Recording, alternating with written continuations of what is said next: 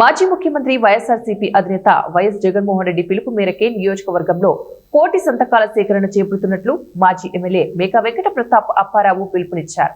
Nuzvid YCP కార్యాలయంలో ఏర్పాటు చేసిన మీడియా సమావేశంలో ఆయన మాట్లాడుతూ, నిన్న విశాఖపట్నంలో జగన్ పర్యటనకు ప్రజలు అశేషంగా హాజరయ్యారన్నారు.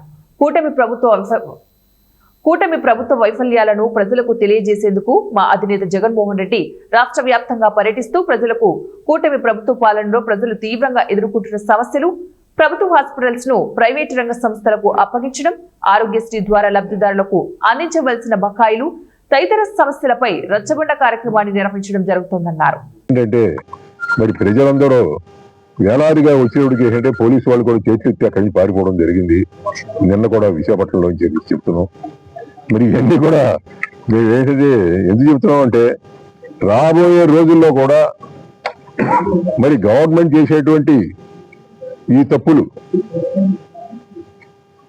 తప్పులకి వ్యతిరేకంగా జగన్మోహన్ రెడ్డి గారితో పాటు మన నియోజకవర్గంలో నూజివీడు నియోజకవర్గంలో కూడా మేము కూడా వారికి సపోర్ట్ చేస్తూ దాన్ని ఏంటంటే శిరసావహించి ఆయన చెప్పినవన్నీ కూడా ఇక్కడ ఏమో అమలు చేస్తూ ఇక్కడ ఏంటంటే మేము తప్పకుండా మన కార్యకర్తలతో సహా ప్రయాణం చేస్తామని చెబుతూ నేను సెలవు తీసుకుంటాం.